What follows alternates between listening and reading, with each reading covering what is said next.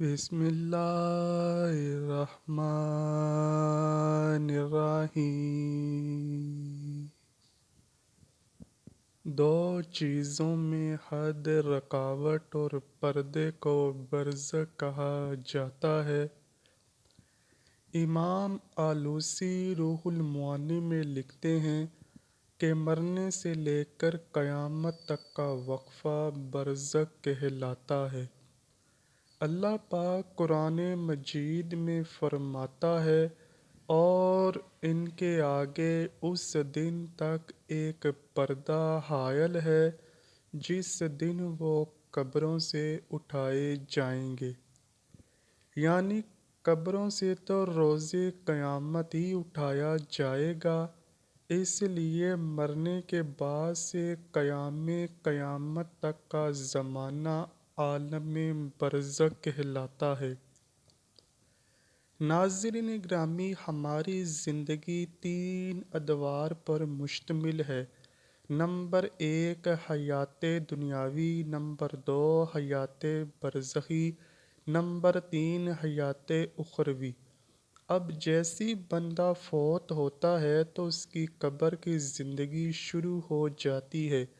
یہاں آپ کو بتاتے چلیں کہ عذاب قبر سے مراد عالم برزخ کی زندگی کا عذاب ہے۔ اسے عذاب قبر کہنے کی وجہ یہ ہے کہ مردوں کو قبروں میں دفنایا جاتا ہے، ورنہ ہر میت قبر میں دفن ہو یا نہ ہو، جب بھی اللہ اسے عذاب دینا چاہے گا ضرور پہنچائے گا۔ قبر میں عذاب کے بارے میں علماء کرام کی 3 طرح کی آراء ہیں۔ نمبر 1 عذاب قبر صرف روح کو ہوتا ہے، نمبر 2 عذاب قبر صرف جسم کو ہوتا ہے، نمبر 3 عذاب قبر جسم اور روح دونوں کو ہوتا ہے۔ تیسری رائے صحیح تر ہے کہ قبر کی زندگی میں عذاب یا نعمتیں جسم اور روح دونوں کو ملتی ہیں۔ روح کے ساتھ جسم کو بھی عذاب و ثواب اس لیے ہوتا ہے کہ روح اور جسم کے درمیان ایک معنوی تعلق ہے۔ اس تعلق کے سبب روح پر وارد ہونے والی کیفیات جسم بھی محسوس کرتا ہے۔ عذاب و ثواب قبر کے لیے بدن کا سلامت ہونا ضروری نہیں ہے۔ جسم گل سڑ جائے، آگ میں جلا دیا جائے، سمندر میں غرقاب ہو جائے، درندوں کے پیٹ میں چلا جائے، روح کا جسم کے ساتھ تعلق ہونے کے سبب ان تمام صورتوں میں بھی جسم پر اثرات مرتب ہوں گے۔ علامہ جلال الدین سیوطی شرح صدور 75 اور علامہ ابن قیم الروح 72 میں فرماتے ہیں کہ برزخ کا عذاب جسم اور روح دونوں کو ہوتا ہے۔ قرآن مجید نے فرعونیوں کے عذاب قبر یعنی عالم برزخ کے عذاب کا تذکرہ کرتے ہوئے فرمایا ہے، پھر اللہ نے اسے ان لوگوں کی برائیوں سے بچا لیا جن کی وہ تدبیر کر رہے تھے، اور آل فرعون کو برے عذاب نے گھیر لیا۔ آتش دوزخ کے سامنے یہ لوگ صبح و شام پیش کیے جاتے ہیں، اور جس دن قیامت برپا ہوگی تو حکم ہوگا آل فرعون کو سخت ترین عذاب میں داخل کر دو۔ ناظرین گرامی، اللہ پاک اس آیت میں فرما رہا ہے کہ فرعونیوں کو صبح و شام آگ کا عذاب دیا جاتا ہے، جبکہ ابھی قیامت تو برپا نہیں ہوئی۔ ابو داؤد کی حدیث نمبر 4753 ہے کہ نبی کریم صلی اللہ علیہ وآلہ وسلم نے فرمایا، اس میت کے پاس 2 فرشتے آتے ہیں، اسے اٹھا کر بٹھاتے ہیں اور اس سے پوچھتے ہیں تیرا رب کون ہے؟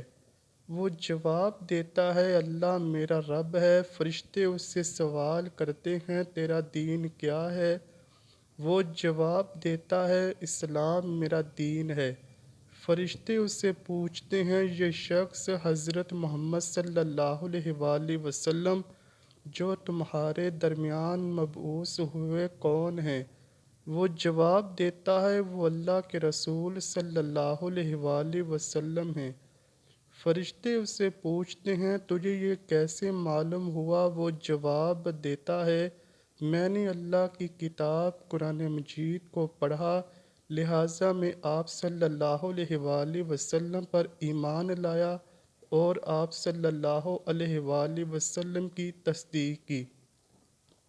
اسی طرح طبرانی کی حدیث نمبر 4629 میں حضرت ابو ہریرہ رضی اللہ تعالیٰ عنہ روایت کرتے ہیں کہ ایک جنازے میں ہم نبی کریم صلی اللہ علیہ وآلہ وسلم کے ساتھ تھے۔ جب ہم میت کی تدفین سے فارغ ہوئے اور لوگ واپس جانے لگے تو آپ صلی اللہ علیہ وآلہ وسلم نے فرمایا اب یہ تمہارے واپس پلٹنے پر تمہارے جوتوں کی آواز سنے گا۔ اس کے پاس منکر اور نکیر آئے ہیں جن کی آنکھیں تانبے کے دیگچے کے برابر ہیں، دانت گائے کے سینگ کی طرح ہیں اور ان کی آواز بجلی کی طرح گرجدار ہے۔ وہ دونوں اس کو بٹھائیں گے اور پوچھیں گے کس کی عبادت کرتے تھے اور تمہارا نبی کون تھا؟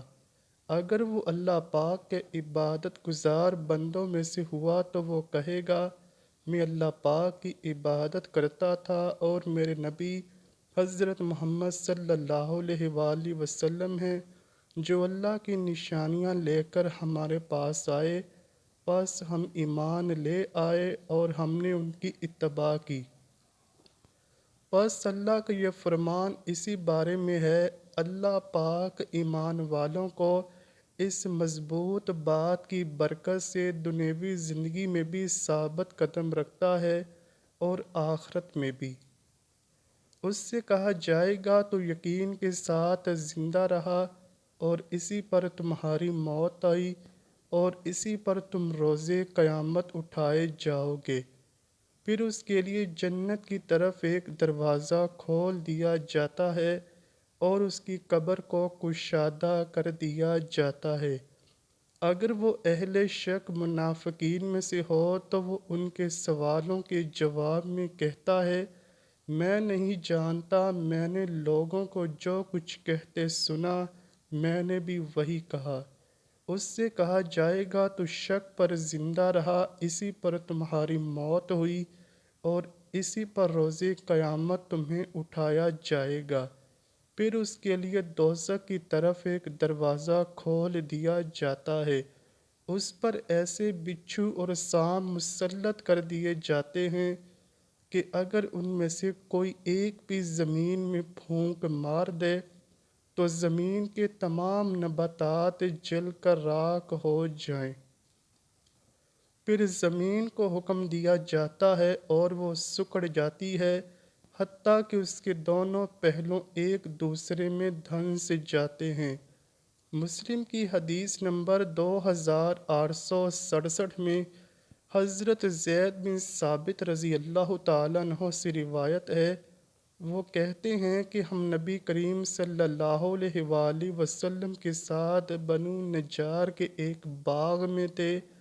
آپ اپنے خچر پر سوار تھے کہ اچانک خچر بدکنے لگا، قریب تھا کہ وہ آپ کو نیچے گرا دے۔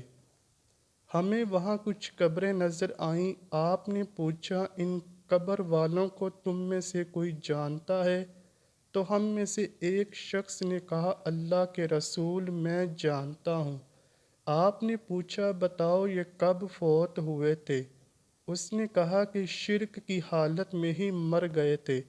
تو آپ نے فرمایا بے شک یہ لوگ اپنی قبروں میں آزمائے جا رہے ہیں، مجھے یہ ڈر نہ ہوتا کہ تم مردوں کو دفنانا چھوڑ دو گے تو میں اللہ سے دعا کرتا کہ وہ تمہیں قبر کے عذاب کو سنا دے جو میں سن رہا ہوں۔ لہٰذا میرے بھائیوں ہمیں قبر کے عذاب سے بچنے کی فکر کرنی چاہیے۔ حضرت براء بن عازب رضی اللہ تعالیٰ عنہ سے روایت ہے، وہ کہتے ہیں کہ ہم رسول اللہ صلی اللہ علیہ وآلہ وسلم کے ساتھ ایک جنازے میں تھے، آپ قبر کے کنارے بیٹھے رو رہے تھے۔ یہاں تک کہ آپ کے آنسوؤں سے سامنے کی مٹی تر ہو گئی۔ پھر آپ نے فرمایا، اے میرے بھائیو، اس طرح کے دن کے لیے تم بھی تیاری کر لو۔ حضرت علی رضی اللہ تعالیٰ عنہ سے مروی ہے، حضرت محمد صلی اللہ علیہ وآلہ وسلم نے فرمایا کہ انسان کی سب سے مشکل ترین رات قبر کی پہلی رات ہوتی ہے۔ اگر بندے کو قبر میں نہ دفنایا جائے گا اور اس کو باہر ہی جلا دیا جائے یا ویسے ہی پڑا رہنے دیا گیا ہو اور اس کو جہاں بھی جلایا جائے تو اس کے نامہ اعمال کا حساب وہاں ہی ہوگا اور آسمانوں کی طرف بھیج دیا جائے گا۔ جب ان کو آسمانوں کی طرف بھیجا جائے گا تو اس سے سوال کیے جائیں گے، تو کون ہے، کہاں سے آیا ہے؟ اس کو آسمان کے دروازوں سے داخل نہیں ہونے دیا جائے گا۔ قرآن پاک کی سورہ اعراف کی آیت نمبر 40 میں اللہ پاک کا ارشاد ہے، جس میں اللہ پاک نے فرمایا، جس نے میرے حکم کو جھٹلایا اس کے لیے آسمانوں کے دروازے نہیں کھولے جائیں گے اور نہ ہی ان کو جنت میں داخل کیا جائے گا، اور گنہگاروں کو ہم ایسے ہی سزا دیا کرتے ہیں۔